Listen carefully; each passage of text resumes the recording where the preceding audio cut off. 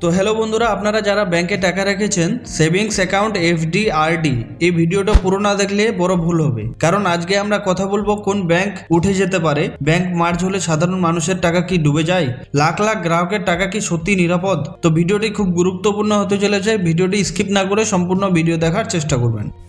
Mega bank মার্জার কি?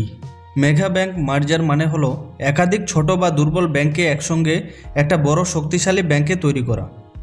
ভারত সরকার ও RBI সিদ্ধান্ত নিচ্ছে মূলত দুর্বল ব্যাংক বাঁচানোর জন্য, গ্রাহকের টাকা সুরক্ষার জন্য, ব্যাংকিং সিস্টেমকে শক্তিশালী করতে।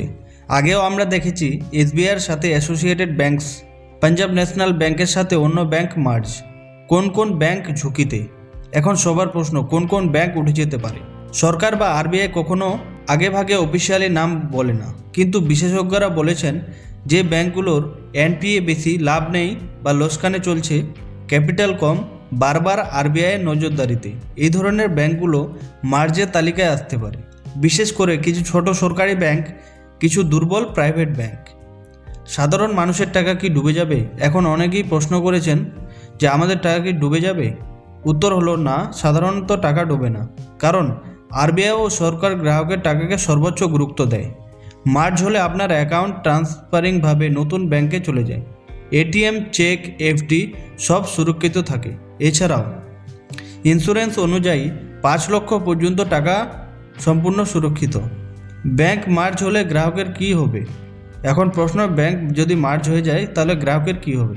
ব্যাংক মার্জ হলে আপনার অ্যাকাউন্ট নাম্বার বদলাতে পারে, আইএফএসসি কোড পরিবর্তন হতে পারে, কিন্তু টাকা একটুকু কমবে না। টাকা তেমনই থাকবে, যত টাকা ছিল আগের ব্যাংকে তত টাকায় থাকবে।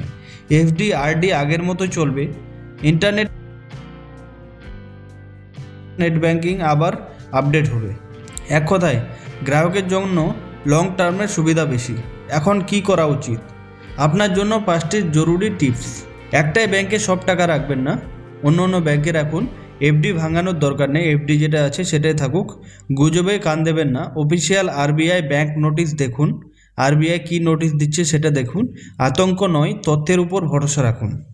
আতঙ্ক হবেন না, যেগুলো তথ্য দিচ্ছে, সেগুলো নোটিশ দিচ্ছে, সেগুলো দিয়ে ভরসা রাখুন। তো বন্ধুরা, মেগা ব্যাংক মার্জার মানে ভয়ের কিছু নেই, বরং এটা গ্রাহকের জন্য সুরক্ষার সিদ্ধান্ত। ভিডিওটি উপকারে আসলে লাইক করুন, শেয়ার করুন, আর আমাদের মাটি ও মানুষ টিভি চ্যানেলকে সাবস্ক্রাইব করতে ভুলবেন না। আপনাদের কমেন্টে প্রশ্ন লিখুন, কি কি প্রশ্ন আছে, আমি অবশ্যই উত্তর দেওয়ার চেষ্টা করব। আর ভালো থাকবেন, সুস্থ থাকবেন, আবার দেখা হবে নেক্সট ভিডিওতে।